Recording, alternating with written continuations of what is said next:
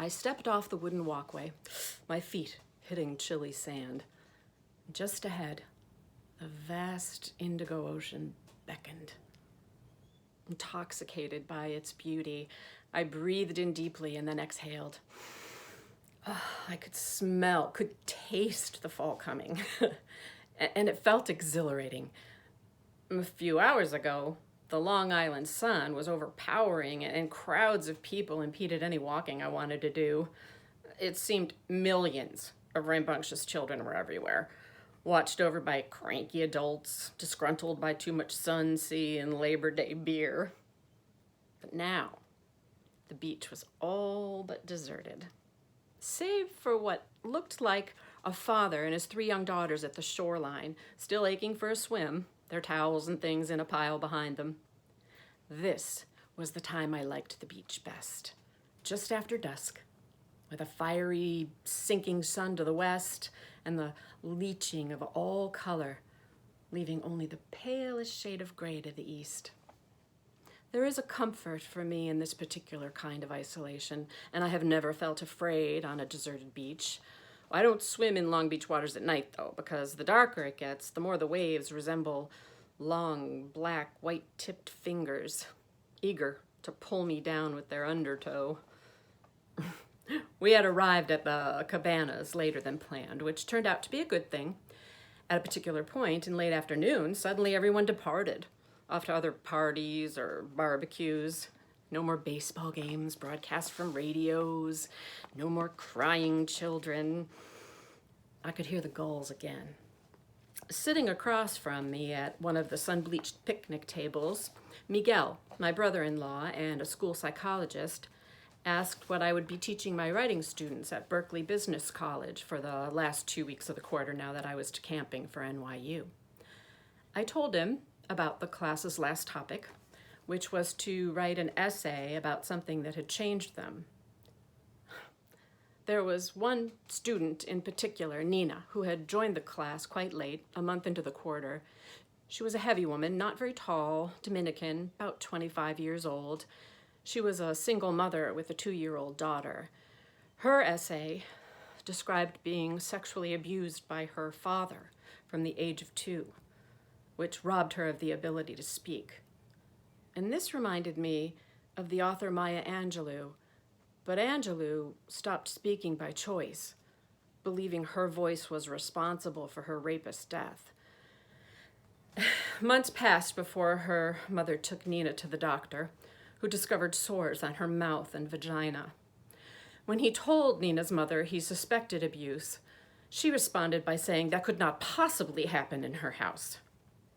So, the abuse continued until Nina was 3.5, until the family moved to the United States, into an apartment so small everyone slept in the same bed, her mother, father, Nina, and her younger brother. Still, Nina did not speak. Her father had been selling drugs to support the family, and Nina still does not know exactly what happened, but one night her father was doing something behind the house, and when he came in, her mother screamed at him, slapped him in the face, and threw him out. After many months had passed and Nina was sure he was not coming back, she began speaking, both in Spanish and English. She ended her essay with something like, "I can finally talk about it. I can finally speak." Miguel cleared his throat. He had his arms folded and a pained look on his face. I said, "I don't know, Miguel, but when I finished that essay, I wished I'd had a degree in another subject that would have been more helpful, or," I paused, "that I was you." He laughed. "How did you respond to her?" he asked. Nina had passed in her essay late, after the term had ended, so I critiqued over the phone. It was extremely well written, and I only asked for a few changes. Then, because I guessed the answer was no, I asked if she had ever sought counseling. Her friends had suggested it, and she knew the weight correlated to the abuse, blah, blah, blah, she said, but no counseling. I strongly suggested it as well, and from a specialist in sexual abuse and incest. I told her to keep writing, not as therapy, but to make sense of what happened to her. She said she had been through a lot in her life, and I said it sounded so. It was her ambition to write a book before her life was over, and I said she definitely had one in her. She was a wonderful writer. And in a split second, two things occurred to me simultaneously. This was the first time in 10 weeks Nina sounded confident, like she was on a path and she knew where she wanted to go.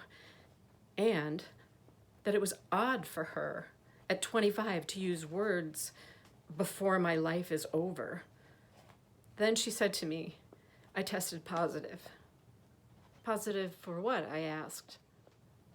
"HIV," she said. "I found out when I was pregnant."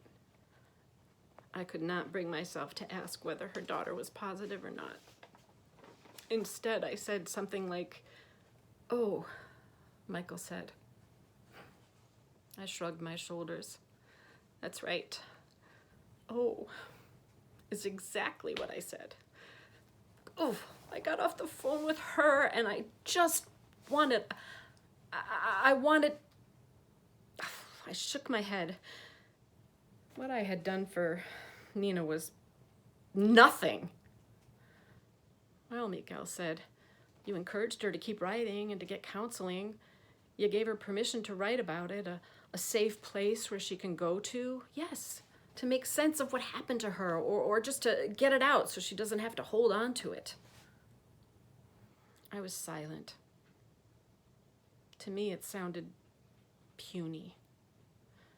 Miguel, clearly reading my thoughts, continued, "Believe me, in my job, I wish I had the power to do more than I can do, you know?"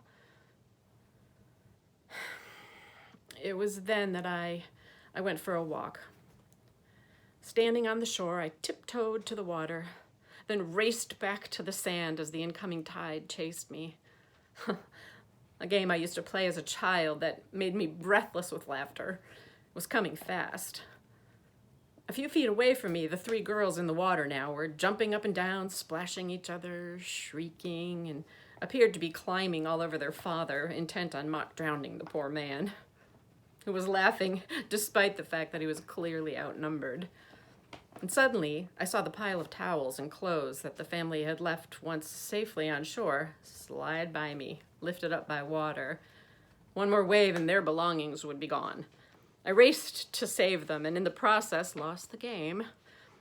The tide had won. But the girls, running toward me, squealed with gratitude. Thank you so much." "Oh, thank you," their father said, sounding relieved. "No problem," I replied. And as I turned to walk further on down the shore, I heard one of the girls say to the other, "Wow, that would have been the worst thing ever, right? If I had lost our stuff?" "Yeah," the other girl said. "Well, I don't care about the towel, but my favorite t-shirt I just got, and the other stuff, that would have been the worst." I continued walking, my soaked shorts clammy against my skin. I thought about what the girls had said. I thought about Nina. I thought about fathers and daughters. The chill in the air had gotten sharper, and there was a wind that no longer belonged to summer. I looked up. The stars were coming out, obscuring the red, bloody sky.